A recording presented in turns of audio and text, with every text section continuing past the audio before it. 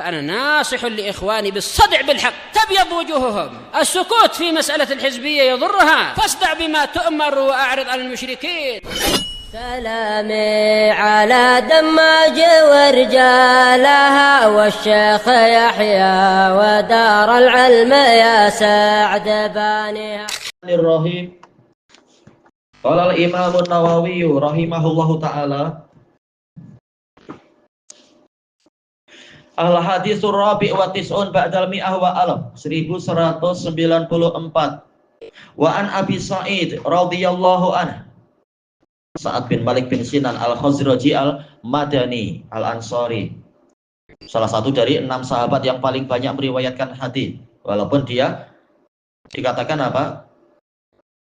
sahabat kecil, yaitu termasuk min sigharis sahabah, dari kalangan Ansor. Anna Nabiyya sallallahu alaihi wasallam qala autiru qabla an tusbihu, berwitirlah kalian sebelum kalian masuk waktu subuh. Rawahu Muslim. Ini menunjukkan bahwasanya sholat witir itu adalah sebelum datangnya fajar, kecuali bagi yang ada udzur, tidak sengaja ketiduran misalkan. Nah, kita amalkan hadis Ali, segera sholat witir sebelum kita mendengar iqamat.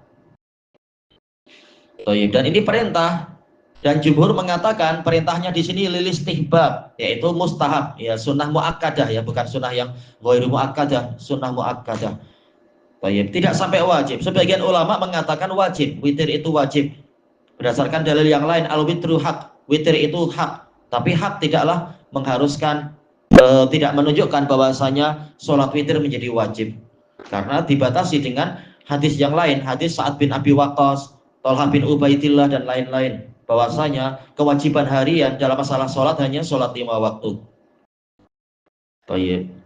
Intinya hadis ini membicarakan ta'akudnya sholat witir, yaitu ditegaskannya sholat witir jangan sampai tertinggal. Kemudian al-hadisul khamis wa tis'un ba'dal mi'ah wa alaf 1195. Wa an Aisyah radhiyallahu anha Siddiqah bintu Siddiq, salah satu dari 6 sahabat yang paling banyak meriwayatkan hadis, dan dia satu-satunya wanita yang dari 6 sahabat itu yang paling banyak meriwayatkan hadis. Padahal dia sangat muda. Nabi wafat dalam keadaan Aisyah baru berumur 18 tahun, tapi membawa riwayat yang banyak sekali dibanding berpuluh-puluh ribu sahabat.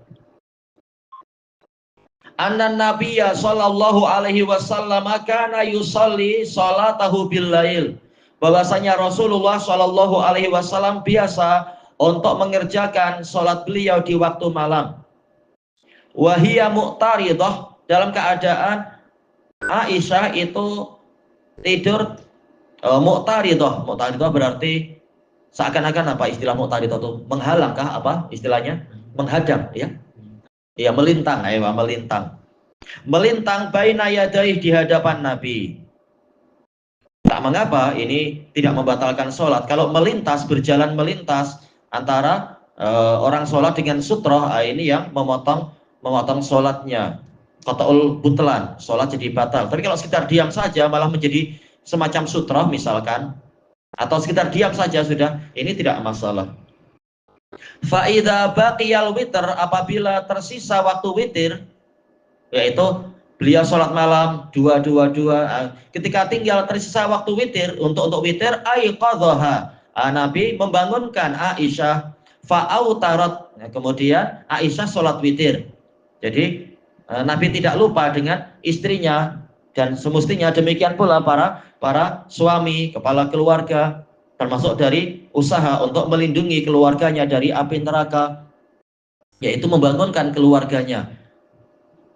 Sehingga apa? Laki-lakinya soleh, istri juga solihah, dan juga mereka tercatat di sisi Allah Ta'ala sebagai adz-dzakirin Allah katsiran wadz-dzakirat, lelaki dan perempuan yang banyak berzikir, sebagaimana di dalam dalil-dalil yang sahih. Kalau seorang suami membangunkan istrinya untuk qiyamul lail, istrinya tak mau, kemudian diciprat dengan air.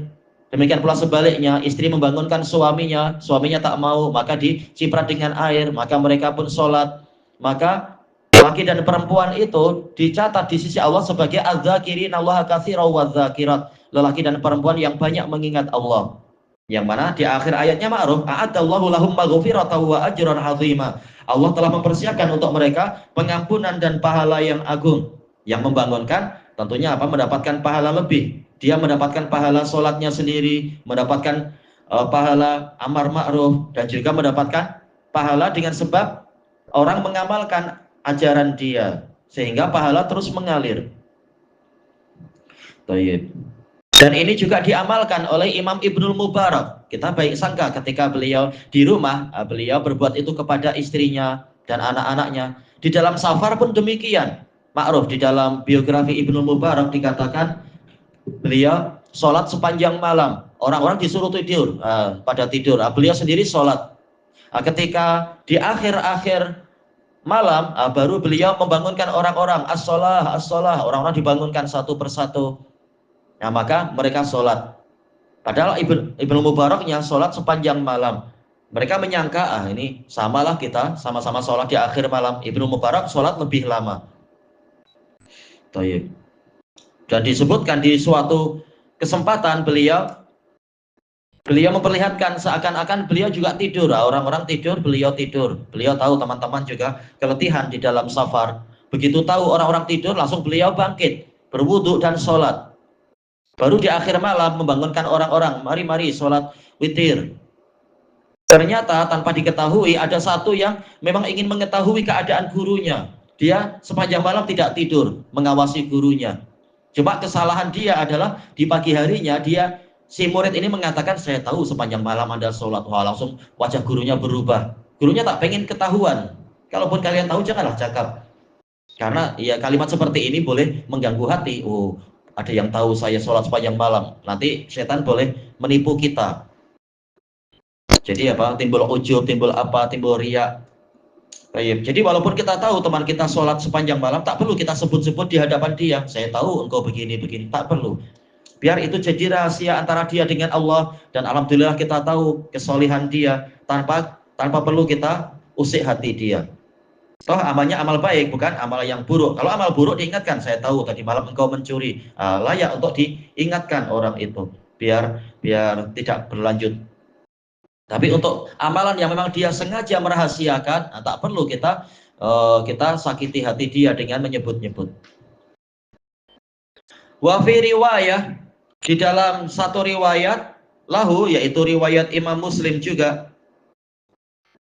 Fa'idha baqiyal witr, apabila waktu witr tersisa, qal qumi, yaitu Nabi memerintahkan pada Aisyah, ayahnya Yaul sebagai apa? Sebagai fa'il dari fi'il amr.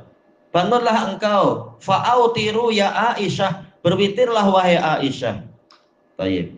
Jadi ini perintah Nabi kepada istrinya, dan ini perintah yang baik, tidak boleh didurhakai.